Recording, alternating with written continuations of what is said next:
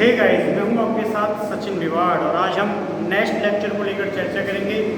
जो हमारा पाठ्यक्रम चल रहा है, हम उसमें पढ़ रहे थे प्राचीन भारत के इतिहास के मुख्य स्रोतों के बारे में और इसी क्रम को हम आज आगे बढ़ाएंगे। हमने पिछले वीडियो में उनके स्रोतों के बारे में चर्चा की थी, जिनमें हमने पढ़ा था कि किसी भी इतिहास की जानकारी के लिए उसके स्रोतों का होना बेहद महत्वपूर्ण है, जिनमें हमने पढ़ा था साहित्यिक स्रोत और पुरातात्विक स्रोत। तो हम साहित्यिक स्रोतों के अंतर्गत पढ़ रहे थे, धार्मिक ग्रंथ हुए, किसी का यात्रा वृत्तांत हुआ, तो उन्हीं में हमने कल पुराणों को पढ़ा था और उन्हीं में कल हमने उपनिषद को लेकर चर्चा की थी। आज जो है हम इस वीडियो के माध्यम से वेदांग को समझेंगे कि आखिर वेदांग हैं क्या, किस कालखंड से लेकर किस कालखंड तक इनकी जो रचना है वो की गई, ये कितने होते हैं और इनके अंतर्गत क्या क्या आता है। तो इन सारी चीज़ों को लेकर हम चर्चा करने वाले हैं। इस वीडियो को पूरा देखिए ताकि ये जो लेक्चर है आपको अच्छे से समझ में आ सके, ठीक है। और बड़े ध्यान से सुनना है, क्योंकि प्रारंभिक चरण की जो वीडियो हैं वो आपको समझ में आएंगे, तो उनके आधार पर आगे का जो इतिहास है वो आप आसानी से समझ पाओगे, ठीक है। तो इसको नोट डाउन करते रहे हैं। जो भी चीज़ें कुछ लिखा दी जाती हैं, कुछ बोली जाती हैं, तो उनको भी क्या है, नोट डाउन करते रहें, ठीक है। आप देखिए, हम लोग वेदांग पढ़ रहे थे।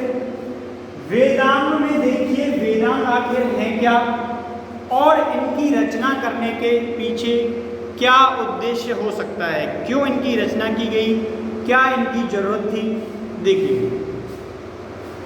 वेदांग जो है यानी कि वेदों को समझने के लिए, मैंने बताया था कल पिछली वीडियो में हमने वेद पढ़े थे, तो उन्हीं वेदों को समझने के लिए वेदांगों की क्या की गई, रचना की गई, ठीक है। उनकी जो भाषा है, उनकी जो व्याख्यात्मक रचनाएं हैं, उनको समझने के लिए किसकी रचना की गई, वेदांगों की रचना की गई। और इसका जो कालखंड है, इसका जो कालक्रम है वो है 600 से लेकर 200 ईसा पूर्व तक, ठीक है। 600 से लेकर 200 ईसा पूर्व तक। अब आप लोग इस अंतर को तो जानते होंगे कि आखिर ईसा पूर्व क्या होता है, ईसवी क्या होती है। देखिए, आप लोगों को जानकारी होगी लेकिन फिर भी बता देते हैं कि ईसा पूर्व से आज से है सीधा सा मतलब जो ईसा मसीह से पहले की घटनाएं हैं, ठीक है। यानी कि प्रथम शताब्दी से पूर्व की जो होता है वो ईसा पूर्व के अंतर्गत आता है और उसके बाद का जो क्रम होता है वो ईसवी में आता है, ठीक है। उससे पहले का हमेशा उल्टा चलता है। जैसे आप मान लीजिए प्रथम शताब्दी, तो जो पीछे का है वो किस में आएगा, वो ईसा पूर्व में आएगा, ठीक है। जो पीछे का है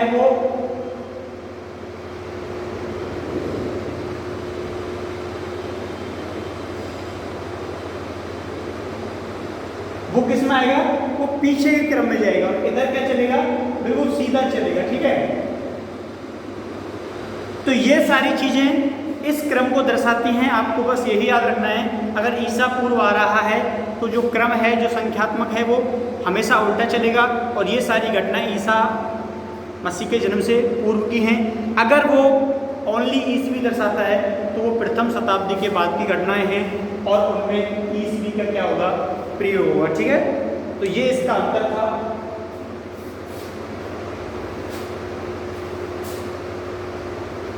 अब देखिए इसमें आगे जो है इनकी संख्या कितनी है और ये कितने प्रकार के होते हैं। देखिए, वेदांग जो है इनकी संख्या कितनी है, इनकी संख्या है 6। और ये कौन कौन से हैं, लेकिन क्रम से आपको याद रखना है। क्रम कई बार पूछ लिया जाता है, छोटे क्वेश्चन जब बनते हैं कि इनका क्रम व्यवस्थित कीजिए, ठीक है। अब नाम तो याद होते हैं सबको, लेकिन क्रम को भूल जाते हैं, इसलिए क्रम याद होना बेहद जरूरी है। सबसे पहले क्या आता है, सबसे पहले आती है शिक्षा, ठीक है। हर जगह शिक्षा आती है, आपके जीवन में भी सबसे पहले शिक्षा आती है, तो इसलिए हमेशा सबसे पहले किसको रखना है, शिक्षा को रखना है, ठीक है। अब देखिए, शिक्षा के बाद क्या आता है, कल्प आता है। क्या आता है, कल्प आता है। आप लोग अनुमान लगाइए, जब आपको शिक्षा आ जाएगी तो आप क्या बन जाओगे, कल्प के वृक्ष के समान बन जाओगे। आपको नॉलेज अच्छी होगी तो आप क्या होगे, पूजनीय होगे। ठीक है, ये मैं एक कहानी जोड़ रहा हूँ जिससे तो आपको याद हो सके। जब आपको अच्छी शिक्षा आ जाएगी तो क्या हो जाएगा, जैसे कल्प वृक्ष होता है उसकी तरफ पूजनीय बन जाओगे। ठीक है, और कल्प के बाद क्या आती है, व्याकरण आती है। जब आप के पास शिक्षा आ जाएगी तो आप एक वृक्ष यानी कि कल्प की तरह पूजनीय बन जाओगे और आपका क्या होगा, व्याकरण विकसित होगा। यानी कि वो वृक्ष क्या होगा, व्याकरण के रूप में क्या हो जाएगा, विकसित हो जाएगा। ठीक है, व्याकरण के रूप में क्या हो जाएगा, विकसित हो जाएगा। इसलिए तीसरे पर क्या आती है, व्याकरण आती है। पहले पर शिक्षा आती है, दूसरे पर कल्प और तीसरे पर व्याकरण। व्याकरण के बाद क्या आता है, निरुक्त आता है। क्या आता है, निरुक्त आता है। ठीक है, आप लोग सीधा सा मतलब लगा लीजिए कि जब आपको शिक्षा आ जाएगी, कल्प आ जाएगा, व्याकरण आ जाएगी तो आप क्या हो जाओगे, निरुक्त हो जाओगे। ठीक है, हर चीज की नॉलेज आपके पास उपलब्ध होगी। अब जो अगला है वो क्या है, छंद है। क्या है, छंद है। ठीक है, यानी कि 5वें नंबर पर क्या है, छंद है। आपको शिक्षा आ जाएगी, आपको कल्प आ जाएगा, व्याकरण आ जाएगा, निरुक्त आ जाएगा, तो आप क्या कर सकते हो, छंदों का निर्माण कर सकते हो। ठीक है, तो 5वें पर क्या आ जाएगा, छंद आ जाएगा। और अंतिम क्या है, अंतिम है ज्योतिष। आपको आना चाहिए कि सारी चीजें हमने सीख ली। ठीक है, हमें क्या है, शिक्षा भी आती है, कल्प भी, व्याकरण भी, निरुक्त भी, छंद भी, तो तुम क्या बन गए, एक ज्योतिष बन गए। ठीक है, सब कुछ आपको आता है। तो ये 6 थे, इनका क्रम आपको याद रखना है। ठीक है, सबसे पहले शिक्षा, उसके बाद कल्प, उसके बाद व्याकरण, उसके बाद निरुक्त, उसके बाद छंद और उसके बाद ज्योतिष। ठीक है, तो ये आपको क्रम से याद रखने हैं। देखिए यहां पर वेदांतों के नाम लिखे हुए हैं। ठीक है, उनके सामने आप लोगों को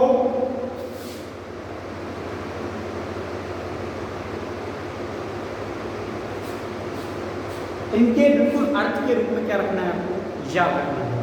देखिए, शिक्षा से नासिका, ठीक है, कल्प से हाथ, व्याकरण से मुख। ठीक है, इनके पीछे याद करने के पीछे क्या लगाना है, आपको लॉजिक लगाना है। ठीक है, व्याकरण के मुख, निरुक्त का क्या हो गया, कान हो गया, छंद का क्या हो गया, पैर हो गया। ठीक है, और ज्योतिष का क्या हो गया, नेत्र हो गया, क्योंकि ज्योतिष तो आप जब भी देख पाओगे ना जब आप नेत्र होंगे। ठीक है, तो ये सारी चीज़ें भी आपको क्या रखनी है, याद रखनी है। इसमें हमने देखा था वेदांत, वेदांतों की रचना क्या है, वेदों को समझने के लिए की गई। इसका जो कालक्रम है वो 600 से लेकर 200 ईसा पूर्व के मध्य का है। ये कितने प्रकार के हैं, 6 प्रकार के हैं। ठीक है, तो ये सारी चीज़ें क्या रखनी है, आपको याद रखनी है।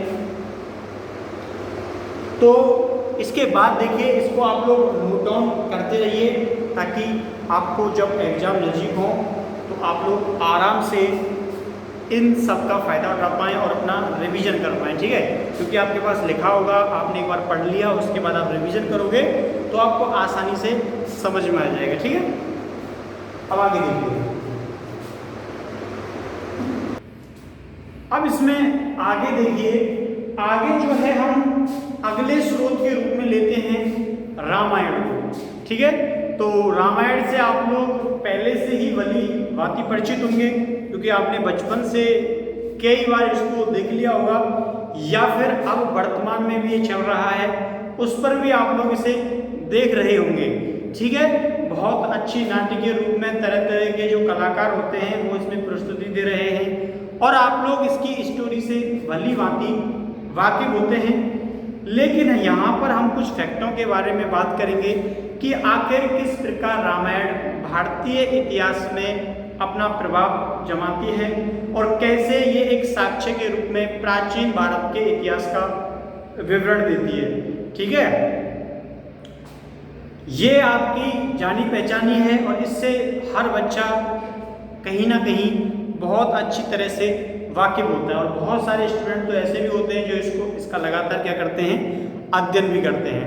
ठीक है, अब देखिए इसमें रामायण, अब देखिए रामायण जो है आप लोगों ने नाम जरूर सुन रखा होगा, किसका, वाल्मीकि का। ठीक है, किसका, वाल्मीकि का। और इनके पीछे एक स्टोरी भी सुन रखी होगी, जो डाकू वाली स्टोरी थी। आप लोगों ने कक्षा 6 या 7 के आसपास वो कहानी पढ़ी होगी कि ये डाकू होते हैं, फिर बाद में ये क्या बन जाते हैं, अच्छे एक साधु बन जाते हैं और फिर ये अपना नाम रोशन करते हैं। ठीक है, इनका जो प्रारंभ में नाम था वो क्या था, रत्नाकर था। क्या नाम था, रत्नाकर इनका नाम था। अब देखिए इस रामायण में कितने कांड हैं, कितने कांड हैं, इसमें टोटल कांड हैं 7। कितने हैं इसमें टोटल कांड, कितने हैं 7। और प्रारंभ में यानी कि इसकी जो मूल वृत्ति थी उसमें कितने श्लोक थे, 6000 श्लोक थे। कितने श्लोक थे, 6000 श्लोक थे। लेकिन समय के अनुसार लगातार इसमें परिवर्तन होते रहे और इसके श्लोकों की संख्या बढ़ती रही। ठीक है, 6000 से कुछ समय के बाद इसमें 12000 हुए और आज यानी कि वर्तमान में इसमें श्लोकों की संख्या कितनी है, 24000 है। कितनी है, 24000 है। इसीलिए इसको क्या बोला जाता है, चतुर्विद संहिता बोला जाता है। ठीक है, याद रखने हैं दोनों ही बातें कि प्रारंभ में इसमें 7 कांड और 6000 श्लोक थे, लेकिन वर्तमान में इसमें कितने श्लोक हैं, 24000 श्लोक हैं। ठीक है, याद रखना है। इसी के साथ इसको क्या बोला जाता है, चतुर्विद संहिता बोला जाता है। ठीक है, अब देखिए इसमें सबसे महत्वपूर्ण बात आती है कि आपके मन में बहुत बार सवाल आता रहा होगा कि सबसे पहले, ठीक है, सबसे पहले इसका जो उल्लेख है वो कहाँ हुआ होगा, सबसे पहले कहाँ हुआ। तो याद रखना सबसे पहले जो प्रथम उल्लेख मिलता है वो बौद्ध एवं जैन ग्रंथों में मिलता है। कहाँ मिलता है, बौद्ध एवं जैन ग्रंथों में मिलता है। ठीक है, इसके बाद सबसे पहले मिला कहां पे, बौद्ध एवं जैन ग्रंथों में जो रामायण है उसका क्रमबद्ध रूप से क्या है, उल्लेख है। लेकिन याद रखना है जो दशरथ जातक है यानी कि जो बौद्ध ग्रंथ है दशरथ जातक, उसमें क्या लिखा हुआ है, इसकी कथा का उल्लेख है। किसका, कथा का। जो लोग आप देखते हो ना टेलीविजन पर आराम से बैठ के, तो उस कथा का उल्लेख किसमें है, दशरथ जातक में है। ठीक है, याद रखनी है ये तीनों बातें कि इसका प्रारंभिक उल्लेख जो है वो बौद्ध एवं जैन ग्रंथों में मिलता है और इसकी जो कथा का उल्लेख है वो किसमें है, दशरथ जातक कथा में इसका क्या है, उल्लेख है। ठीक है, अब देखिए, अब जब इस रामायण का, क्योंकि भारत के अंदर बहुत सारी भाषाएं हैं तो सभी लोग एक ही भाषा की पुस्तक को नहीं पढ़ सकते। जब आप लोग दक्षिणी भारत में जाओगे तो वहाँ आपको अलग अलग भाषाएं मिलेंगी, तमिल मिलेगी, मलयालम मिलेगी, कन्नड़ मिलेगी। ठीक है, उधर बांग्ला में जाओगे तो बांग्ला मिलेगी। ठीक है, इसके अलावा जब मुस्लिम शासन व्यवस्था थी तो उस समय फारसी भाषा का ज़्यादा प्रभाव था। तो एक ही पुस्तक को प्रत्येक व्यक्ति नहीं पढ़ सकता, इसलिए क्या किया गया, उसका क्रमबद्ध रूप से ट्रांजैक्शन किया गया। कैसे, देखिए, रामायण का अनुवाद तमिल में किया, किसमें किया, तमिल भाषा में किया। किसने किया, ईराम, किस नाम से किया, ईराम मावतारम। ठीक है, और इसके बाद इसका जो नाम था राइटर का वो था कम्मन। क्या नाम था, कम्मन था। आपको याद रखना है ईराम मावतारम और राइटर का नाम क्या है, कम्मन है। ठीक है, साउथ की भाषा है इसीलिए ईरामा वातावरण। ठीक है, अब देखिए आगे, इसका फारसी में अनुवाद हुआ। किस भाषा में, फारसी भाषा में क्या हुआ, अनुवाद हुआ। किसके द्वारा किया गया, अब्दुल कादिर बदायूनी के द्वारा इसका फारसी भाषा में अनुवाद किया जाता है। ठीक है, किसके समय पर किया गया था, तो अकबर के समय पर किया गया था। कोष्टक में लिख लेना, अकबर के समय पर किया गया था। ठीक है, फारसी में अब्दुल कादिर बदायूं ने किया, किसके समय किया था, अकबर के समय किया था। अब देखिए नेक्स्ट जो बांग्ला भाषा में इसका अनुवाद किसने किया, बांग्ला भाषा में क्या, इसका अनुवाद किसने किया था, तो इसका अनुवाद किया था किसके द्वारा किया गया, कृत्तिवास व्यास के द्वारा किया गया। ठीक है, कृत्तिवास के द्वारा क्या किया गया, इसका बांग्ला भाषा में अनुवाद किया गया था। और इस पुस्तक को बंगाल की क्या बोलते हैं, बाइबल बोलते हैं। ठीक है, ये भी आपको याद रखना है। तो ये रामायण थी, रामायण के बारे में पढ़ा कि शुरू में इसमें 7 कांड थे, टोटल इसमें 6000 श्लोक थे, जो बाद में कितने हो जाते हैं, 24,000 हो जाते हैं। उससे पहले 12,000 थे, इसीलिए इसको क्या बोला गया, चतुर्वेद संहिता बोला गया। प्रथम उल्लेख जो इसका मिलता है वो बौद्ध एवं जैन ग्रंथों में मिलता है। दशरथ जातक है, उसमें क्या है, जो कथा है, जो आप लोग स्टोरी सुनते हो पूरी, उसके बारे में क्या है, विवरण है। इसके अलावा रामायण का जो अनुवाद है वो तमिल भाषा में कौन करते हैं, कम्मन करते हैं। ठीक है, फारसी भाषा में किसके द्वारा किया जाता है, अब्दुल कादिर बदायूनी के द्वारा किया जाता है, अकबर के शासनकाल के दौरान हुआ था। और बांग्ला भाषा में किसके द्वारा किया गया, कृत्तिव्यास के द्वारा क्या किया जाता है, इसका अनुवाद किया जाता है। ठीक है, लेकिन आप लोगों को 2 चीजें, एक चीज के प्रारंभ में 6000 श्लोक थे और इसके बाद इसके क्या हो जाते हैं, 24,000 श्लोक हो जाते हैं। लेकिन आपको एक फैक्ट भी याद रखना है कि 1930 में रामास्वामी पेरियर हुए थे, उनके द्वारा एक रामायण और लिखी गई थी, सच्ची रामायण। ठीक है, ये एज ए पॉइंट याद रखना है कि एक और रामायण लिखी गई जिसका नाम था सच्ची रामायण। काफी विवादित पुस्तक है ये, और इसको 1930 में पेरियर के द्वारा लिखा गया था। ठीक है, तो ये सारी कुछ जानकारियां थी रामायण के संदर्भ में, क्योंकि रामायण एक आम जन में प्रचलित क्या है, बहुत बड़ा ग्रंथ है, और वाल्मीकि इसके क्या हैं, रचयिता हैं। अब देखिए इसके आगे देखते हैं। ठीक है,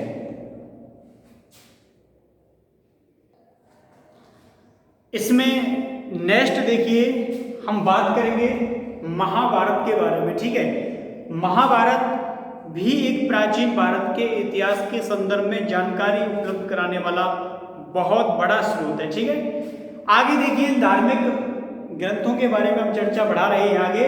इसमें आता है महाभारत। ठीक है, महाभारत से भी आप बहुत अच्छी तरह परिचित हैं। ठीक है, आप लोगों ने सबने इसको भी देखा होगा और महाभारत का आनंद लिया होगा। देखिए इसके जो रचयिता माने जाते हैं, कौन माने जाते हैं, वेद व्यास को माना जाता है। ठीक है, इसके बाद देखिए जैसे जैसे हमने रामायण में श्लोकों का क्रम पढ़ा था कि रामायण में सबसे पहले 6000 श्लोक थे, बाद में 12,000 हुए और फिर उसके बाद 24,000 हो गए। ठीक है, इसमें भी सबसे प्राथमिक जो थे 8,800 श्लोक थे। जब इसमें 8,800 श्लोक थे तो इसको क्या कहा जाता था, इसको बोला जाता था जय संहिता। ठीक है, क्या बोला जाता था, इसको बोला जाता था जय संहिता। ठीक है, जब इसमें 24,000 श्लोक हो गए तो इसको क्या बोला गया, तब इसको बोला गया था भारत।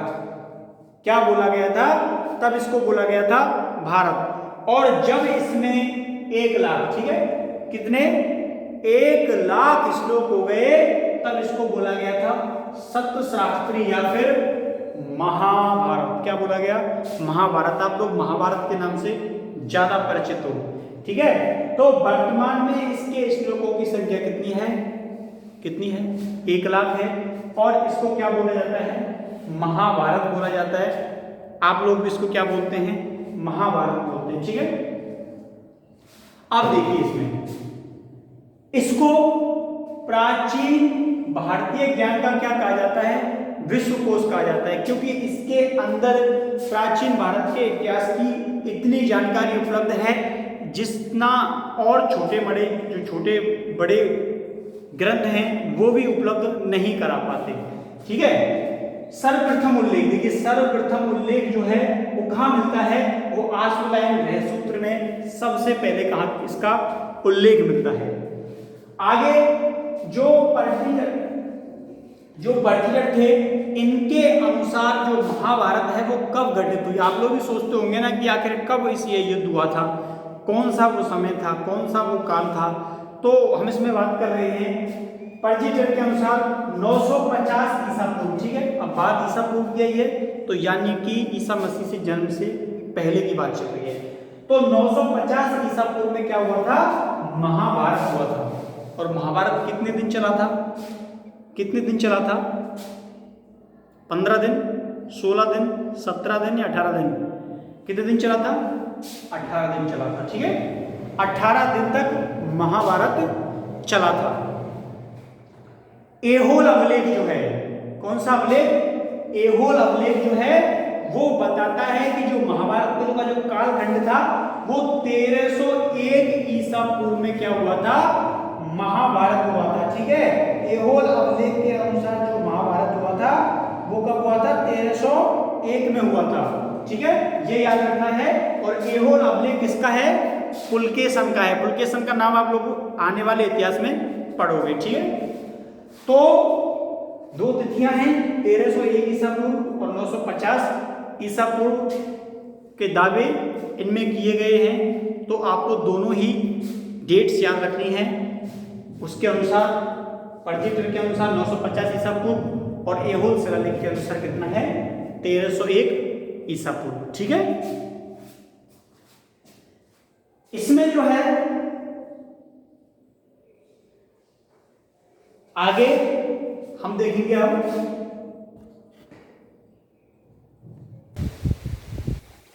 आगे जो हम इसमें चर्चा करेंगे वो है बौद्ध ग्रंथ, ठीक है। बौद्ध ग्रंथों के बारे में चर्चा करेंगे कि किस प्रकार बौद्ध ग्रंथ जो हैं वो भी भारतीय इतिहास में अपना महत्वपूर्ण योगदान अदा करते हैं, ठीक है। देखिए बौद्ध ग्रंथ जो हैं वो सबसे पहले कहाँ से प्राप्त हुए? मध्य गंगा नदी जो घाटी है उत्तर प्रदेश है, ठीक है, उत्तर प्रदेश बिहार वाला जो इलाका है वहां से सबसे पहले इनकी क्या होती है? प्राप्ति होती है, क्योंकि वही क्षेत्र जो था इस संस्कृति का मुख्य केंद्र बना रहा, ठीक है। अब आप लोगों ने सुन रखा होगा बौद्ध ग्रंथों के अंदर क्या सुन रखा होगा? त्रिपिटक, ठीक है। कितने त्रिपिटक? त्रिपिटक कितने पार्टों में डिवाइड है? कितने पार्टों में डिवाइड है? 3 पार्टों में। सुत्त पिटक, ठीक है। अब इनके पीछे पिटक आप जोड़ते जाइए। उसके बाद विनय पिटक और उसके बाद अभिधम्म पिटक, ठीक है। तो सुत्त पिटक, विनय पिटक और अभिधम्म पिटक, ये 3 भागों में क्या है? डिवाइड है, बटा हुआ है, ठीक है। अब देखिए इनके अंदर क्या है? त्रिपिटक यानी कि जो बुद्ध थे इनकी जो शिक्षाएं हैं, ठीक है, इनकी जब मृत्यु हो गई थी तो इनके जो शिष्य थे उन्होंने क्या किया था? उन्होंने उनकी शिक्षाओं का संकलन किया, उनको इकट्ठा किया और इनके अंतर्गत उनका क्या कर दिया? अंकन कर दिया, ठीक है। तो फिर इनको कितने भागों में डिवाइड किया गया था? 3 भागों में डिवाइड किया गया था। सुत्त पिटक, अभिधम्म पिटक, विनय पिटक और अभिधम्म पिटक, ठीक है। 3। अब देखिए सबसे पहले जो इसमें आता है वो कौन सा आता है? वो आता है तुम्हारा सुत्त पिटक, ठीक है। अब देखिए सुत्त पिटक को,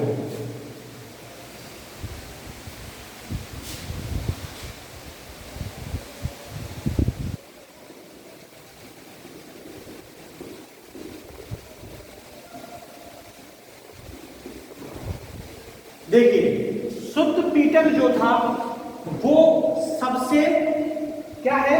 बड़ा है, इनमें सबसे ज्यादा विस्तृत है और ये क्या है? सर्वोच्च है, ठीक है। सुत्त पिटक क्या है? सबसे बड़ा है। जो तीनों पिटक हैं उनमें क्या है? सबसे बड़ा है। और इसमें क्या है? बौद्ध की जो शिक्षाएं हैं उनका उल्लेख किया गया है। जो बौद्ध के सिद्धांत थे, बौद्ध के सिद्धांतों का उल्लेख किया गया है, ठीक है।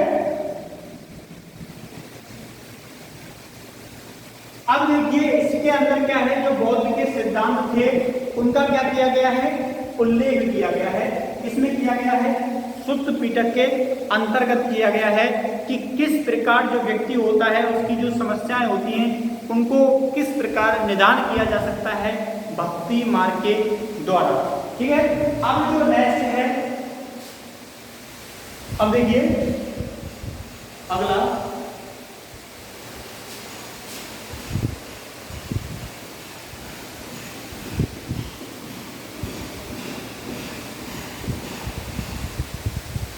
अगला जो है वो है विनय पीटक। ठीक है, कौन सा है, विनय पीटक है। अब विनय पीटक क्या है, मध्यम है, जो कि सबसे बड़ा कौन सा है, सुत्त पिटक है। उसके बाद आती है विनय पीटक। अब विनय पीटक के अंदर जो बौद्ध थे, इनके जो भिक्षु थे, उनके जो सिद्धांत थे उनका क्या किया गया है, उल्लेख किया गया है। संघ की संरचना की क्या की गई है, विवेचना की गई है। और उनके जो नियम थे, इसके संघ के जो नियम थे, संघ के नियमों का उल्लेख किया गया है। ठीक है, तो इसमें क्या किया गया है, संघ के जो नियम थे उनका क्या किया गया है, उल्लेख किया गया है। ठीक है,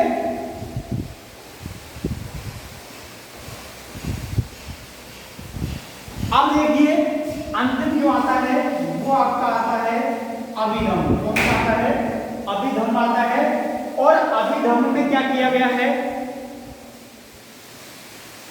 अभिधम्म में क्या किया गया है, अभिधम्म के अंतर्गत जो दार्शनिक पक्ष है, जो दार्शनिक पक्ष है उनके सिद्धांतों को बताया गया है कि जो दार्शनिक पक्ष है उनकी क्या की गई है, इसमें व्याख्या की गई है। ठीक है,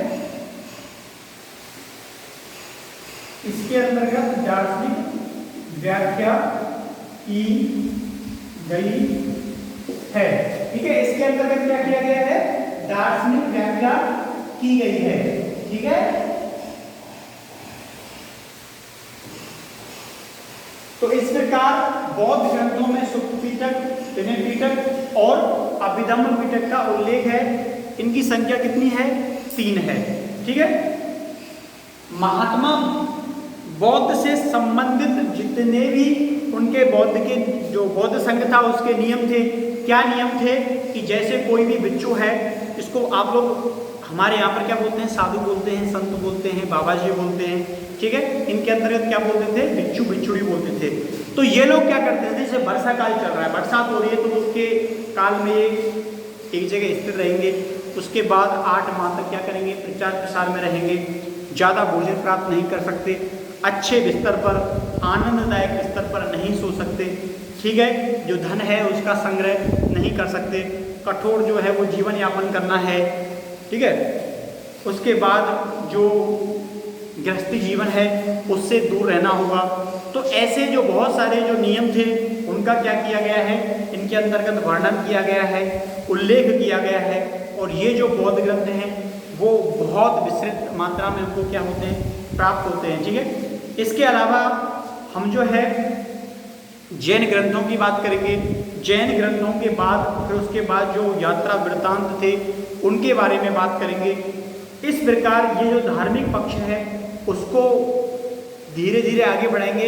उसके बाद फिर पुरातात्विक स्रोतों के बारे में चर्चा करेंगे, जिसमें हमारे सिक्के शामिल हैं, मोहरे शामिल हैं, स्थापत्य कला की जितनी भी चीज़ें प्राप्त हुई हैं वो शामिल हैं, और जो मूर्ति कला से संबंधित चीज़ें हैं वो उसमें सम्मिलित हैं।